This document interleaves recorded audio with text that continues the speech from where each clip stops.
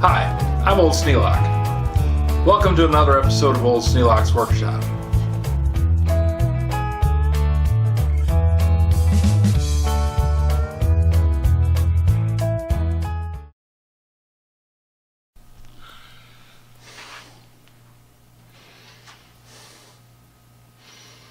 Now that I've got everything all plated up, I'm going to go ahead and put the shellac on it, because even though it's nickel plated, it still can oxidize.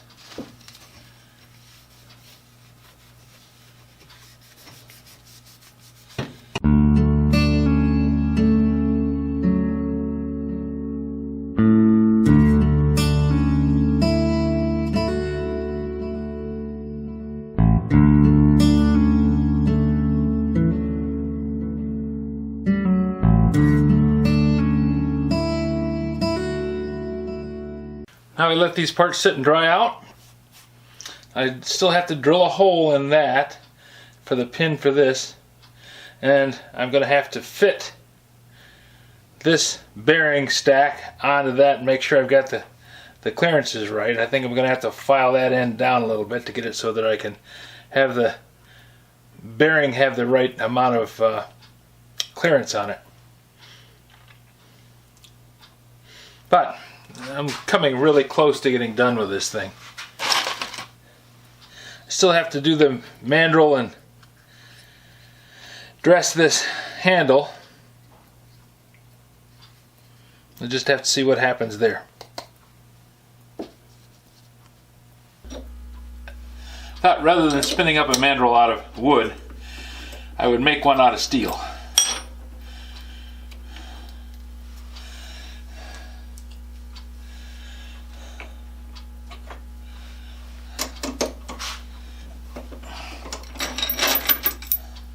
I just took an old piece of all thread out of the scrap bin and stuck a couple of washers on it. Slide it up in there. Make sure I got these facing the right direction. Then slip that on there and then clip them together. Slide that in.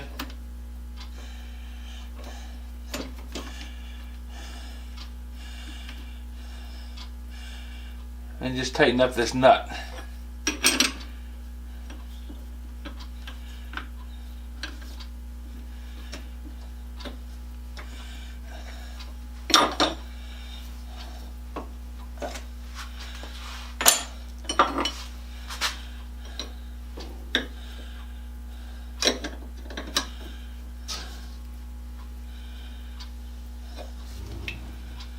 Make sure I got my joint fairly tight.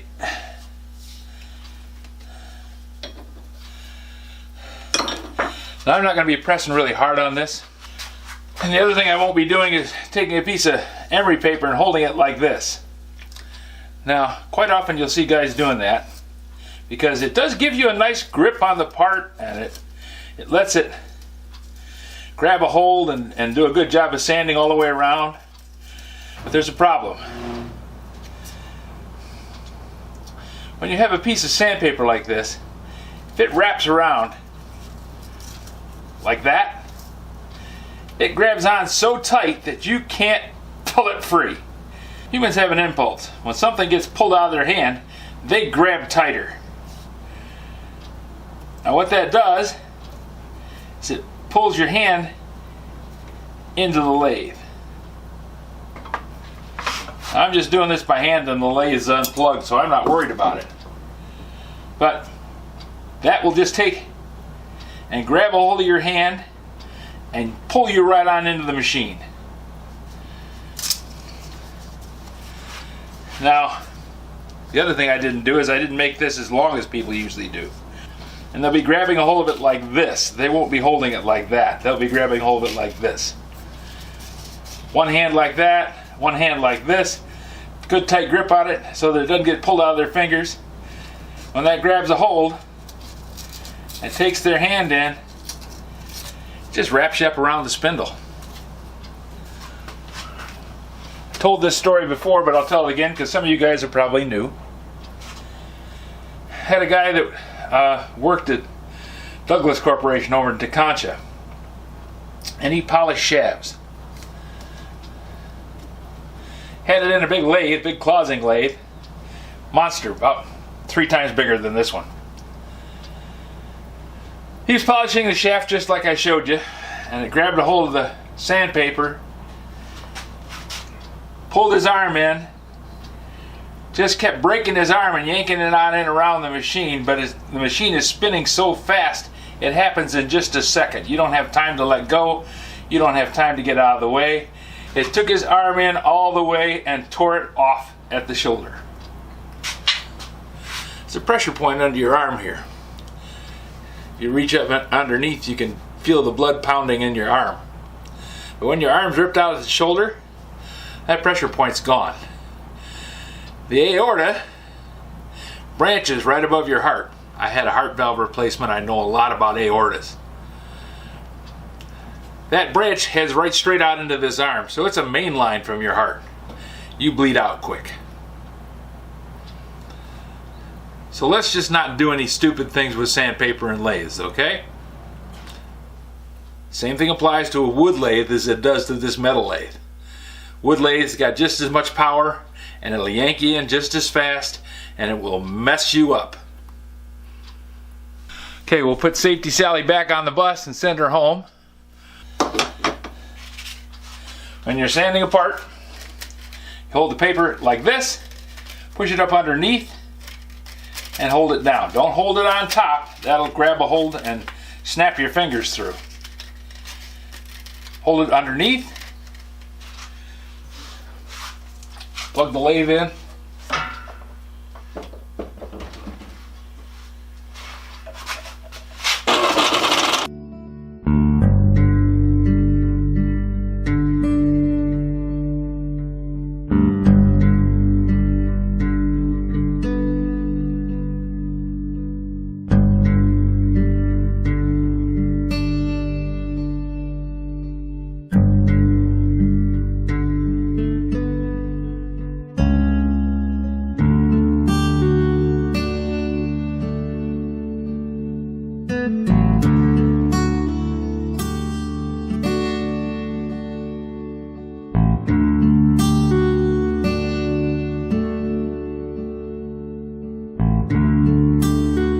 Now, as much as you want to put your hand on there and see if it's smooth, don't ever do that either.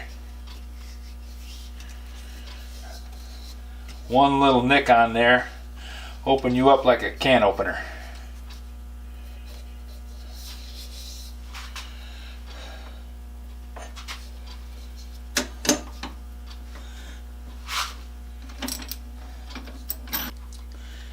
Take out the improvised mandrel, put away those pieces. Going to use a little bit of this Loctite 5-minute clear epoxy. Sets up quick, and it's going to do real well on holding this together. This is rosewood. This is the original. And rosewood is kind of oily, so I'm going to wipe it down with acetone before I put the epoxy on it, just to make sure that it sticks really well. Once I get it glued together on the frame and it dries, then I'll do a final sand on it and put some boiled linseed oil on it, and it should be good to go.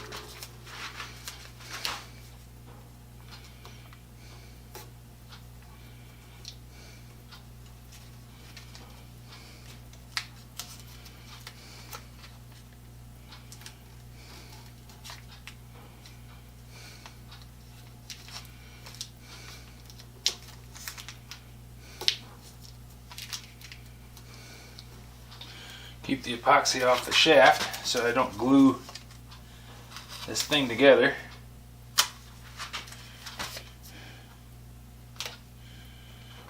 Also makes it so I don't have to clean it off. Prevention is a lot easier than repair.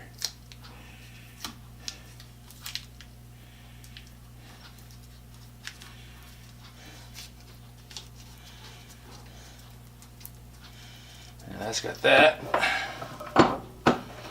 Set that over out of the way. Now, working with this epoxy, and also with blow, it's just a lot easier to wear the rubber gloves.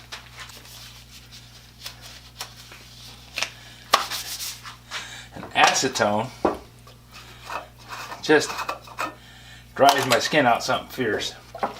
Doesn't take a lot. And I always try and remember to close the can of acetone after I get some out on the rag. Now, it dries off on the rag really quick and you don't want to dawdle around too much.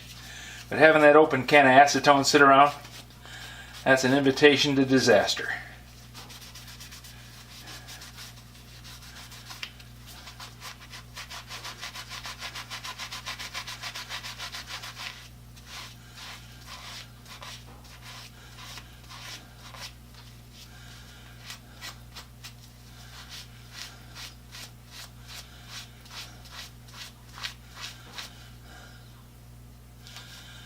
That's got that clean.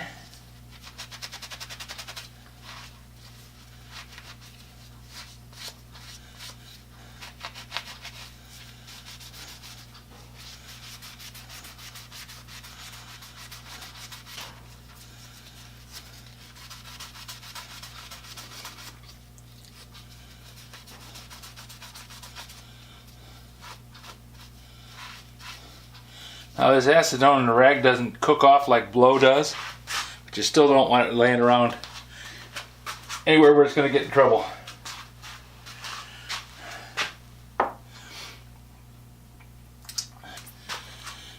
Now this is CRC Ultralight 336 dry film lubricant.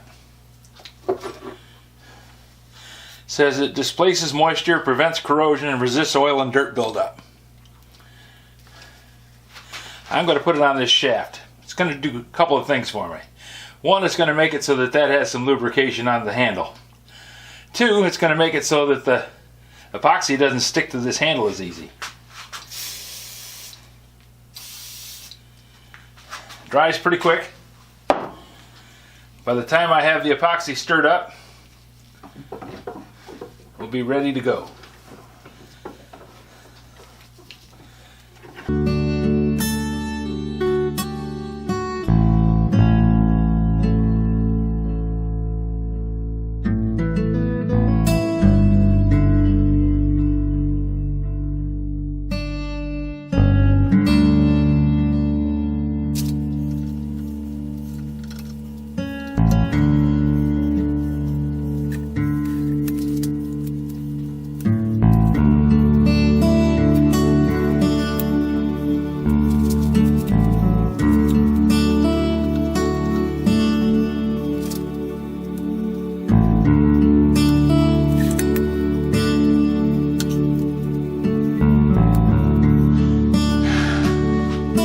Alexa,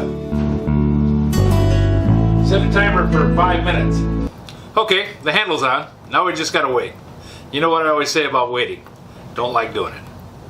But best thing to do is just walk away.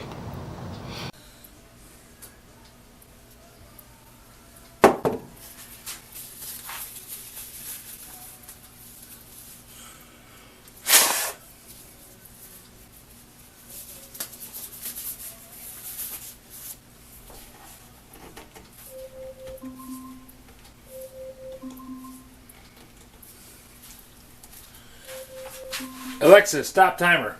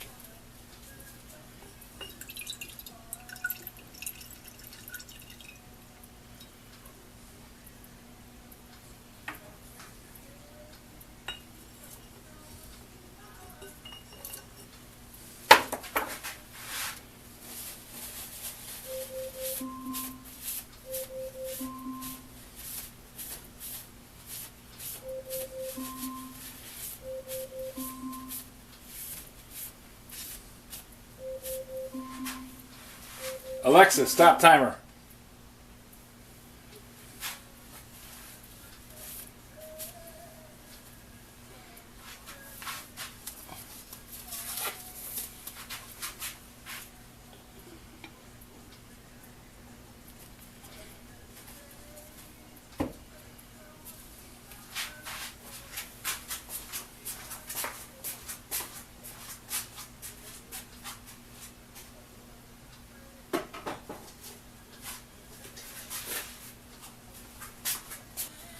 There, one finished handle. Looks good.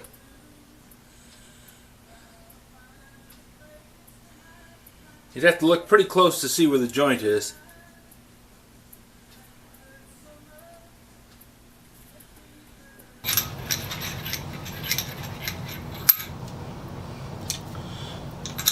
Got the handle on. Spins free. Looks good. I think I'll give it another coat of blow in a few minutes, but for right now, it's going to set. Then I have to reattach this collar. Before I do that, I got to insert the pins and put the ratchet dogs in there.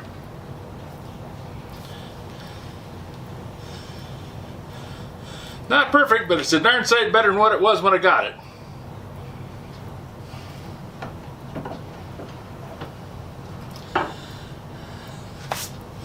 If you have any suggestions for a new video, questions about today's video, or any of the other videos on the channel, just drop a note in the comments.